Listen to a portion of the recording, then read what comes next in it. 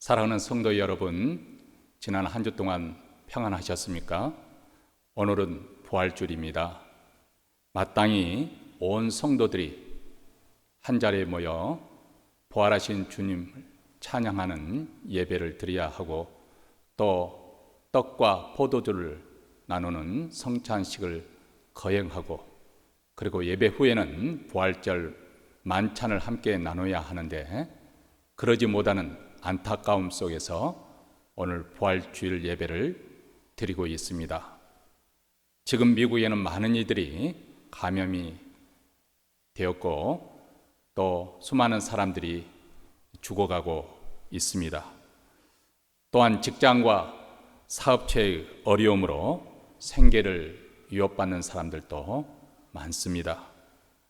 남미와 아프리카를 비롯해서 열악한 환경 속에 있는 나라들은 이 코로나 바이러스로 인해서 더 엄청난 고통을 받을 것이라고 말하고 있습니다.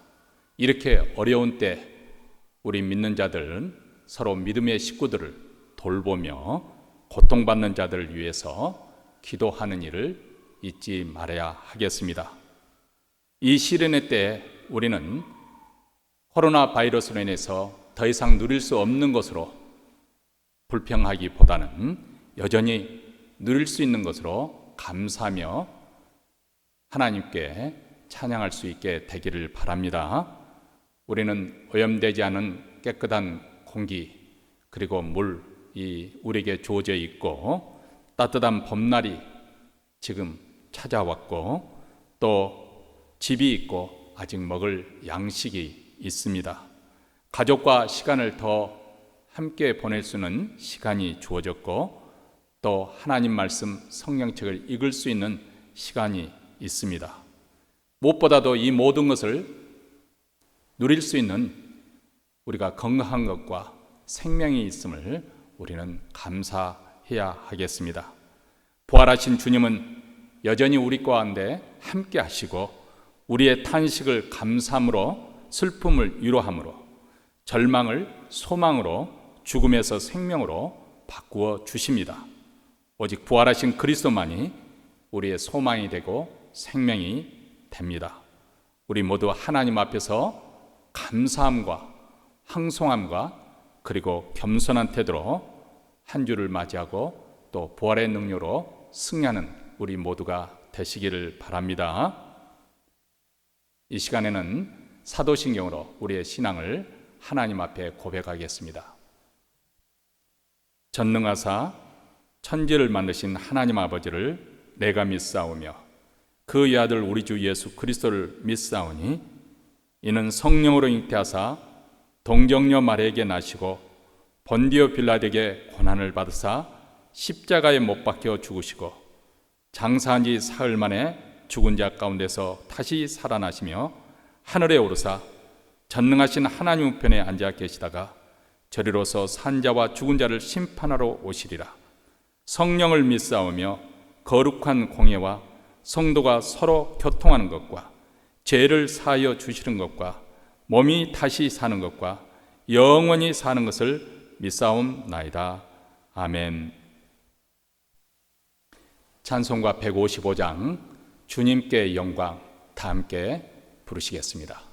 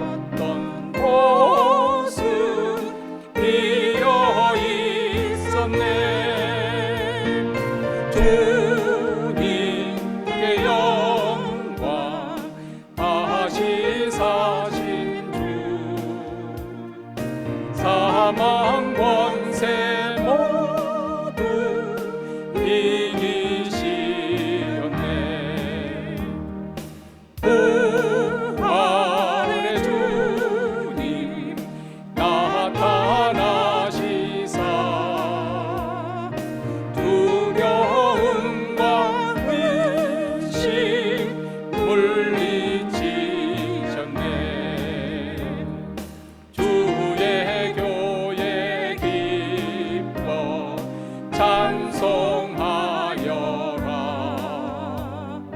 다시 사신 주님, 주님이었네. 주님께 영광. 다시 사신 주, 사망 권세 모두 이기시렸네.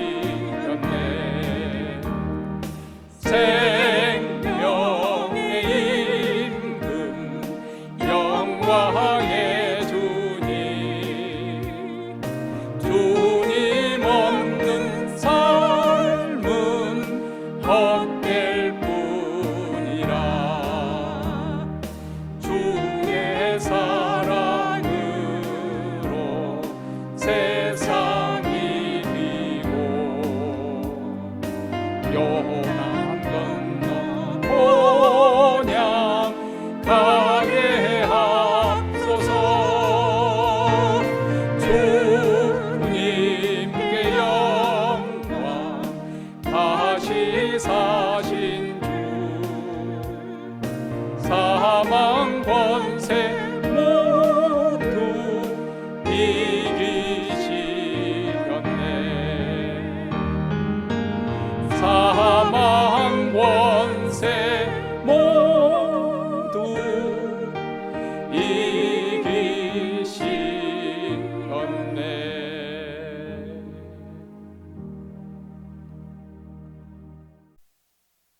이 시간에는 서기수 장로님께서 저희를 대표해서 하나님께 기도해 주시겠습니다.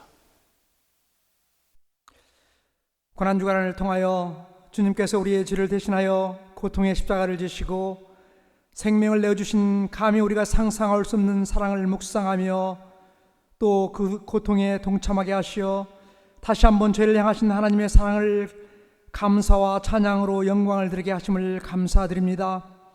오늘 사망 권세를 이기시고 부활하심으로 우리의 삶은 육신에 있지 않고 영원한 하늘에 계심을 몸소 보여주신 하나님의 아들 주 예수 그리스도를 온 마음 다해 송축하며 경배드립니다.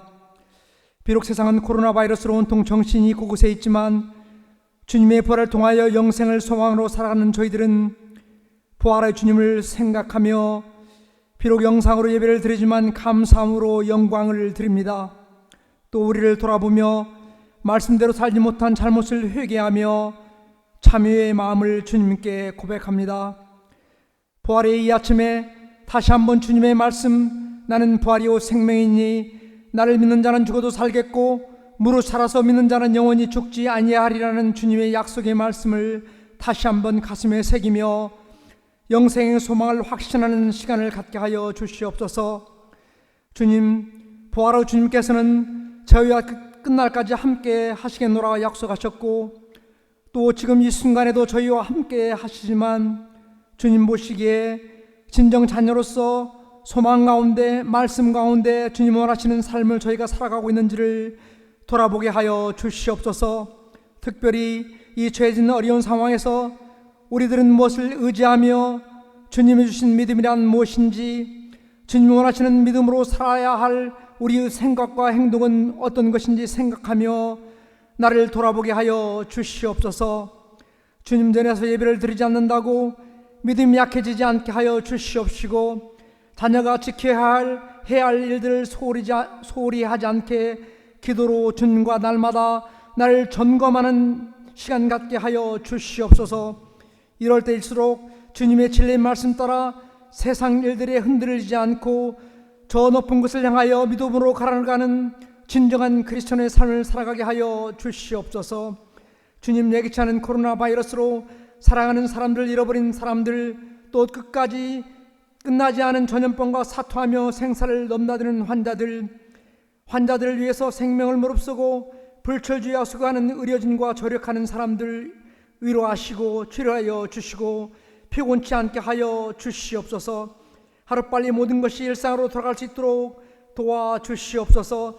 이 어려운 일을 통하여 연약한 우리의 모습을 보게 하셔서 주님을 더욱 의지하고 주님을 영접하는 사람들이 많아지게 하여 주시옵소서. 사랑의 주님, 주님의 계획에 세워진 저희에게도 부활하신 주님의 권능을 온 세상에 증거할 수 있게 하여 주시옵소서. 약한 세력을 깨뜨리셔서 죽음과 질병과 절망으로 살아가는 심령에게 위로와 희망과 소망을 주는 용기를 주는 교회가 되게 하여 주시옵소서. 교회에 세우신 각 기관과 모든 직분자들 맡은 자들 이 어려운 시기에 더욱 기도에 힘쓰게 하시고 성도 간의 교제를 나누게 하시고 이웃을 돌아보게 하시고 특별히 교회를 위하여 기도하게 하여 주시옵소서. 부활의 산 증인으로 맡겨주신 직분을 잘 감당하여 맡은 자에게 구할 것은 오직 충성밖에 없음을 몸소 실천하며 살게 하여 주시옵소서. 이 시간 부활의 메시지를 준비하셔서 전하시는 목사님 성령으로 붙들어 주셔서 부활의 주님 의인보다 죄인을 위해 사셨고 잃어버린 양 한 마리를 천하보다 귀하게 생각하시고 온 인류의 구원을 위해 흘리셨던 피 한 방울이 죽음이 시작이 아니고 우리 죄를 대신하시고 영생을 준비하시기 위한 시작이었음을 날마다 감사하며 증거하며 살아가길 다짐하는 은혜의 시간 되게 하여 주시옵소서. 이 시간 가정에서 예배드리는 모든 성도 위에 주님의 부활하신 기쁨이 감격이 함께하여 주님께 영광 돌리는 예배가 되길 원하오며 우리를 죄에서 구원하시고 영생을 소망으로 주신 주 예수 그리스도 이름으로 감사하며 기도드렸습니다. 아멘. 하나님 말씀은 마태복음 28장 1절로부터 10절 말씀입니다. 다 함께 읽겠습니다. 안식일이 다하여가고 안식 후 첫날이 되려는 미명에 막달라 마리아와 다른 마리아가 무덤을 보려고 왔더니 큰 지진이 나며 주의 천사가 하늘로서 내려와 돌을 굴려내고 그 위에 앉았는데 그 형상이 번개 같고 그 옷은 눈같이 희건을 수직하던 자들이 저를 무서워하여 떨며 죽은 사람과 같이 되었더라. 천사가 여자들에게 일러 가로되 너희는 무서워 말라. 십자가에 못 박히신 예수를 너희가 찾는 줄을 내가 아노라. 그가 여기 계시지 않고 그의 말씀하시던 대로 살아나셨느니라. 와서 그의 누우셨던 곳을 보라. 또 빨리 가서 그의 제자들에게 이르되 그가 죽은 자 가운데서 살아나셨고 너희보다 먼저 갈릴리로 가시나니 거기서 너희가 배우리라 하라. 보라 내가 너에게 일렀느니라 하거늘 그 여자들이 무서움과 큰 기쁨으로 무덤을 빨리 떠나 제자들에게 알게 하려고 다름질할세 예수께서 저희를 만나 가라사대 평안하니요 하시거늘 여자들이 나아가 그 발을 붙잡고 경배하니 이에 예수께서 가라사대 무서워 말라. 가서 내 형제들에게 갈릴리로 가라 하라. 거기서 나를 보리라 하시니라. 아멘.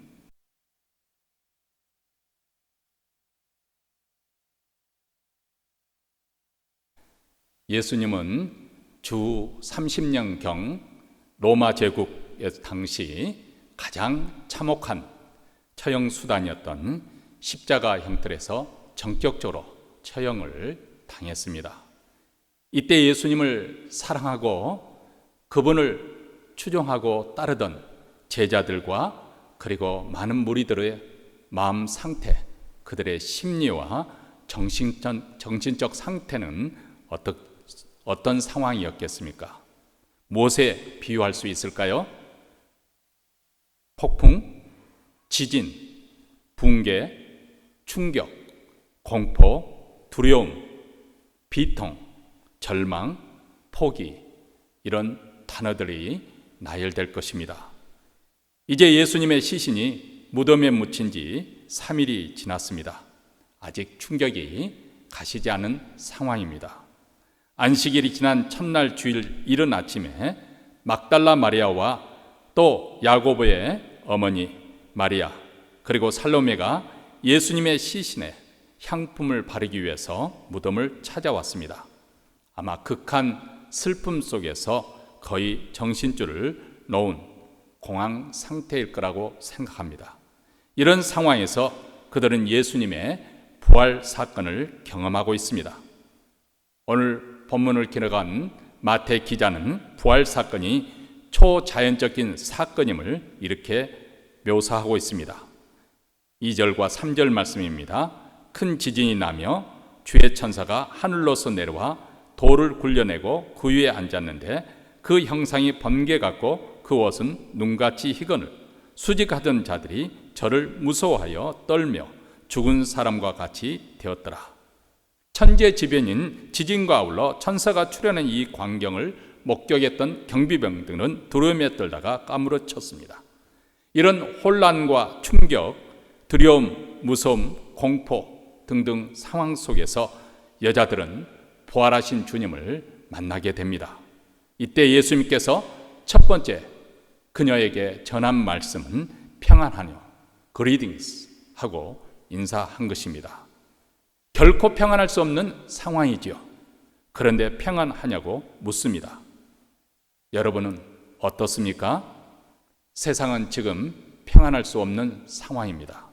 그런데 우리 주님이 묻습니다. 평안하뇨. 여러분은 평안하십니까? 이 위태롭고 혼돈된 상황 속에서 여전히 여러분은 평안할 수 있겠습니까? 우리 주님이 주신 평안이 우리 마음에 임하게 되면 우리 마음속에 있는 혼란과 절망과 낙심과 불안, 두려움은 쫓겨나갈 수밖에 없습니다. 빛이 어둠을 쫓아내듯이 평안이 임하면 두려움은 쫓겨나가게 됩니다. 그리고 우리 그리스도인들은 이 평안을 누리며 살아가는 사람들입니다. 그렇다면 우리 주님은 이렇게 혼란스럽고 두렵고 또 불안한 상황 속에서 어떻게 우리에게 평안을 누리게 하시는가? 주님께서 주시는 평안은 어떠한 평안일까요? 첫째로 우리가 현실적인 문제 가운데 직면했을 때 우리 마음에 평안을 주심으로 극복하게 하십니다. 지금 코로나 바이러스로 인해서 세상이 온통 아수라장입니다. 이 바이러스는 살아있는 세균이나 박테리아가 아닙니다. 기생할 숙주가 없으면 스스로 생존할 수도 증식할 수도 없는 단백질 물질에 불과합니다. 그런데 이것이 온통 세상을 휘젓고 있습니다. 두려움과 불안, 낙담과 절망, 슬픔과 탄식으로 바꾸었습니다. 세상의 평안을 빼앗아간 것이죠. 굳이 이런 천재지변의 사건이 아니라 할지라도 우리는 일상적인 그런 일로 인해서 염려와 불안과 또 초조감에 사로잡힐 때가 있습니다. 경제 불황이 찾아오게 되고 정치적으로 혼란스럽고 영적으로 깊은 침체에 빠지고 또 사회가 갈수록 불의와 악행이 횡행하게 됩니다. 가정에도 위기가 찾아오고 직장에서 해고 통지가 날라옵니다. 이런 현실적인 문제에 부딪혔을 때 우리는 쉽게 마음의 평정을 잊어버리게 되고 불안해할 수 있습니다. 그런데 천지 만물을 창조하신 하나님이 지금도 이 세상 만물을 지키시고 보호하시고 다스리시고 통치하신다는 사실, 이 믿음만 있다면 우리는 마음의 평안을 놓치지 않을 수가 있습니다. 비록 이해하기 어렵고 받아들이기 어렵은 그런 현실 상황이라고 할지라도 우리는 그분이 이 상황을 통제하고 계신다, 컨트롤하고 계신다, 이 믿음만 있다면 우리는 너끈히 마음의 평안을 지킬 수가 있을 것입니다. 우리가 믿는 하나님이 누구신지를 우리는 알기 때문입니다. 그분은 죽은 자 가운데서 예수 그리스도를 살리신 전능하신 하나님이십니다. 보십시오. 예수님이 십자가에 못 박혀 죽으시고 그리고 무덤에 묻힌 지 3일이 되었습니다. 모든 것이 상황 종료가 된 것 같습니다. 그런데 이것으로 끝이 아니라 새로운 출발, 새로운 시작이 이루어지고 있습니다. 예수님은 다시 부활하시고 하늘로 승천하셔서 지금도 하나님 보좌 우편에 앉아 계셔서 온 세상을 통치하고 계십니다. 사도 요한은 훗날 이 영광의 주님, 부활하신 주님을 만난 그 광경을 이렇게 묘사하고 있습니다. 요한계시록 1장 13절부터 18절에 보면 그가 뵙게 된 부활의 주님의 모습을 이렇게 그려주고 있습니다. 그분은 발끝까지 내려오는 긴 옷을 입고 가슴에는 금띠를 띠고 계셨습니다.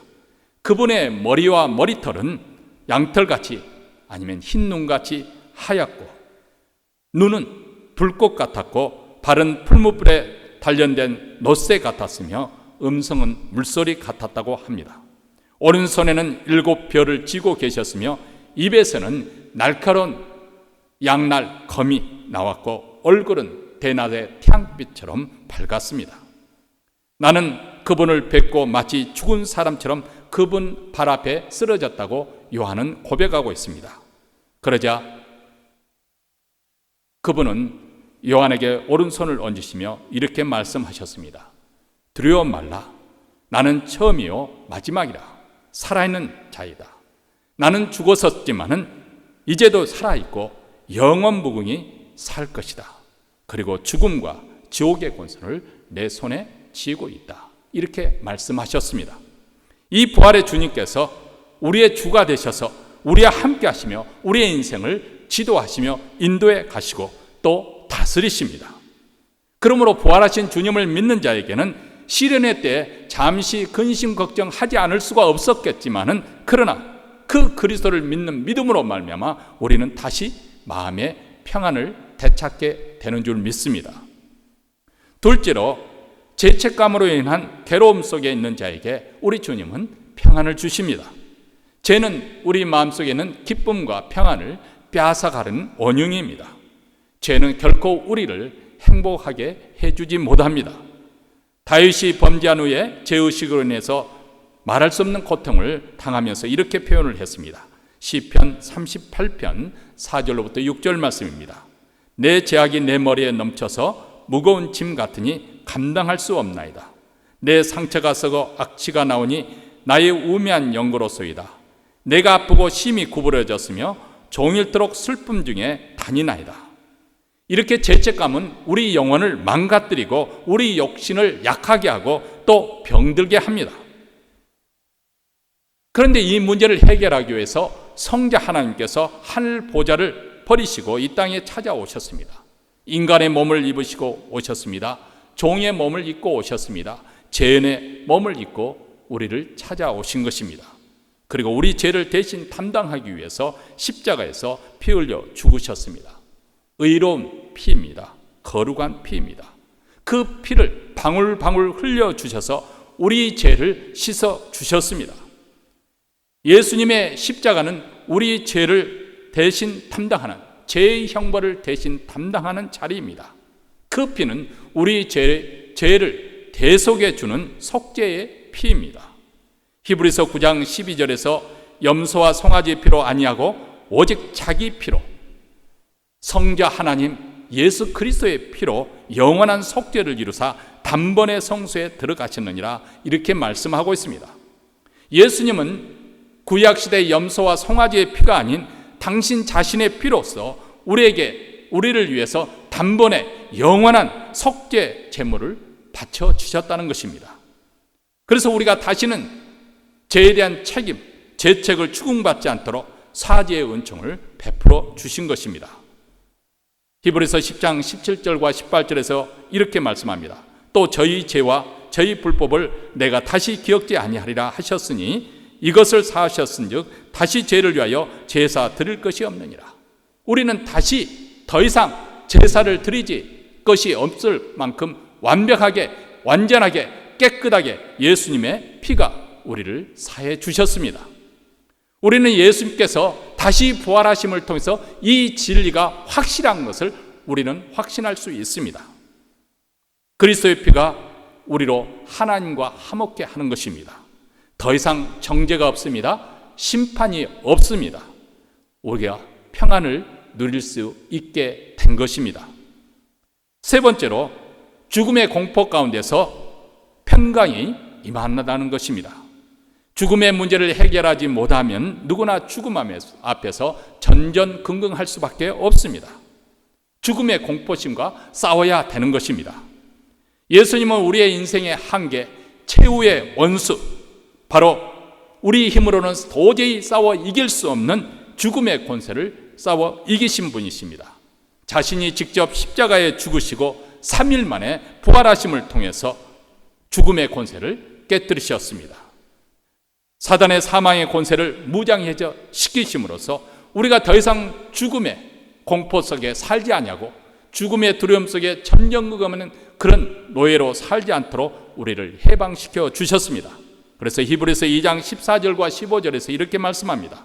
자녀들은 혈육에 함께 속하였으며 그도 또한 한 모양으로 혈육에 함께 속하심은, 이것은 예수님께서 우리와 똑같은 모양으로 육신을 입고 이 땅에 오심으로, 그리고 그분이 사망으로 말미암아, 그분이 죽으심으로 말미암아 사망의 세력을 잡은 자 곧 마귀를 없이 하시며, 마귀는 사망의 권세를 가지고 사람들에게 왕노릇을 하고 있는데 그 권세를 없이 하시며, 죽기를 무서워함으로 일생에 매여 종노라는 모든 자들을 놓아주려 하시었다.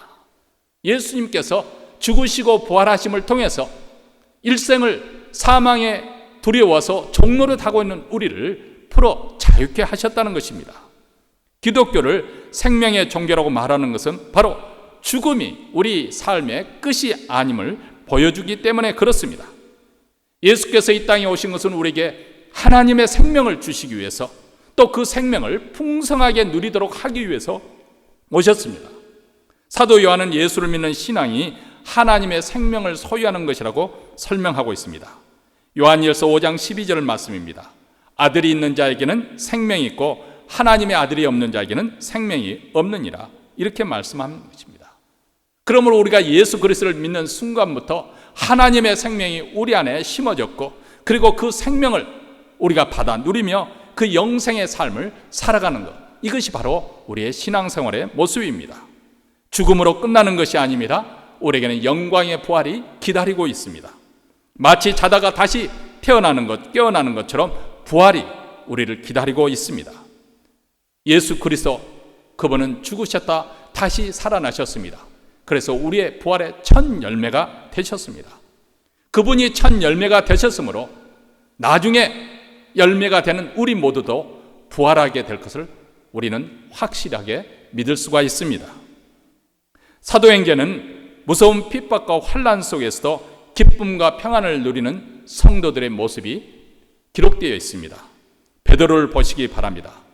부활하신 주님을 만난 후 그는 어떻게 달라졌습니까? 초대교회가 하나님의 은혜 속에 폭발적으로 부흥하고 성장하고 있을 때 헤롯 왕 아그리빠가 무자비하게 교회를 핍박하기 시작했습니다. 지금까지는 유대교 종교 지도자들이 핍박을 하였는데 이제 종교 권력인 헤롯 왕마저도 핍박을 하게 된 것입니다. 먼저 요한의 형제 사도 야고보를 목베어 죽였습니다. 그러자 유대인들이 야고보 죽인 것으로 인해서 크게 기뻐하는 것을 보고 이번에는 그리스도교의 개수라고 할 수 있는 베드로를 잡아 옥에 가두었습니다. 왜냐하면 이제 유월절이 가까우므로 유대인들이 많이 모이는 유월절이 지난 후에 베드로를 처형하려고 가둔 것입니다. 베드로의 처형 일자를 유월절 후로 잡은 이유는 많은 사람들이 왔을 때 그들의 보는 앞에서 그를 죽여서 더 큰 인기를 얻기 위함입니다. 그래서 베드로는 감옥에 갇혀 있습니다. 이제 갇혀 있는 그 베드로는 쇠사슬에 묶여서 군사들을 네 표로 나눠서 그것을 지키도록 그렇게 하였습니다. 교회는 그를 위해서 간절히 기도합니다. 그런데 처형되기 전 그 전날 밤 베드로는 두 군사들 틈에서 쇠사슬에 묶여 있었는데 놀랍게도 평안히 누워 잠들어 있습니다. 천사가 나타나서 그 옆구리를 차기까지 그는 깊이 잠들었던 것이죠.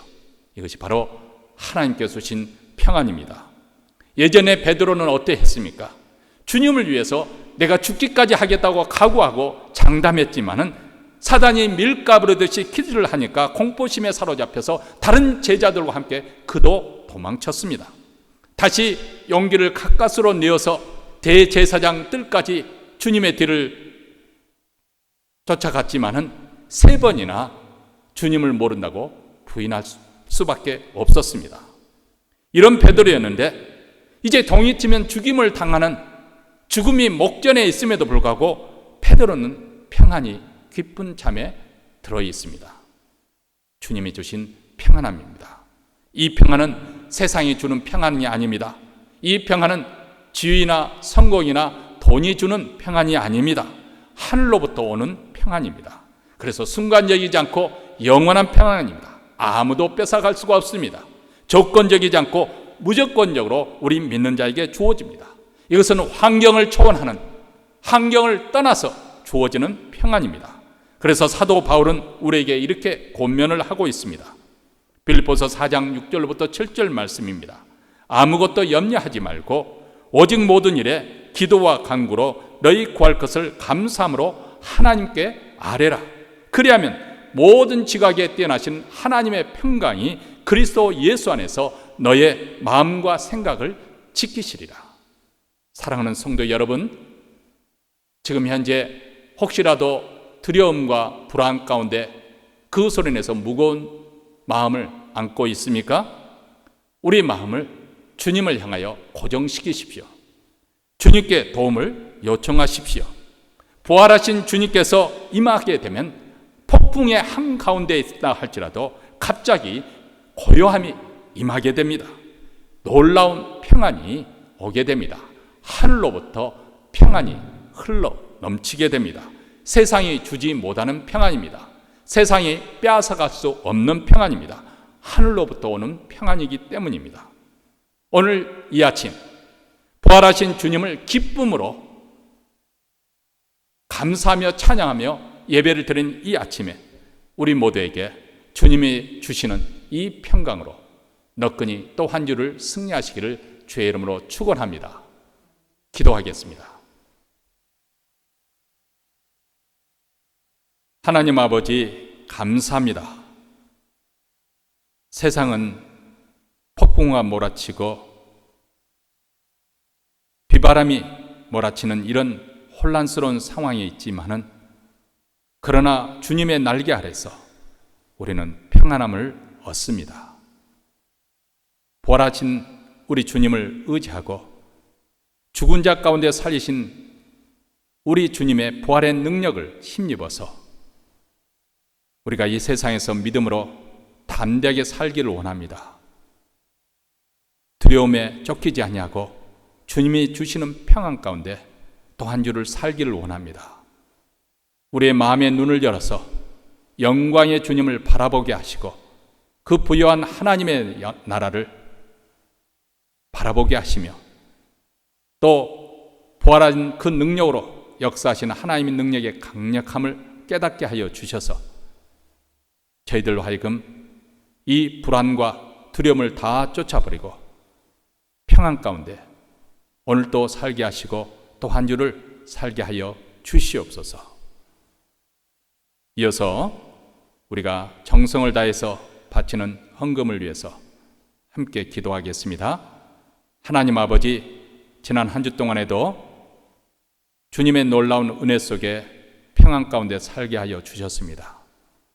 우리 주님께서 복음을 듣게 하여 주셔서 우리가 하여금 예수를 믿어 순종케 되는 아름다운 역사가 이루어지게 하여 주시며 우리 안에 생명의 역사가 일어나 하나님의 자녀가 된 것, 영생의 축복을 받게 된 것, 그리고 하나님 나라 유업을 받게 된 것을 감사하며 이 시간에도 정성껏 준비한 예물을 가지고 하나님 앞에 나옵니다.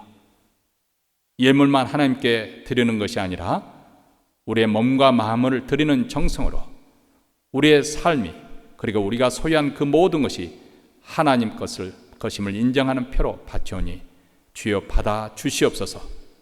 바치는 손길을 행하는 그 모든 일에 우리 주님이 함께 하심으로 형통하게 하시고 사랑하는 성도들, 그들이 어디서 무엇을 하든지 간에 우리 하나님께 주시는 평강과 기쁨이 가득한 삶이 되게 하시며 교회 교회로 이 무서운 시련의 때 잘 극복하고 복음을 더욱더 힘있게 증가하는 교회로 삼아 주시옵소서. 우리 구주 예수 그리스도의 이름으로 기도하옵나이다. 아멘.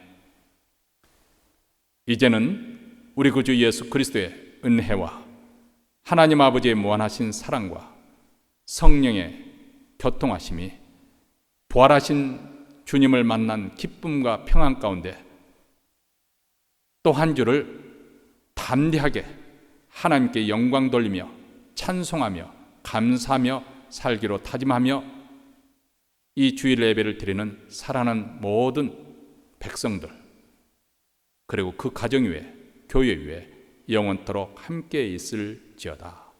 아멘.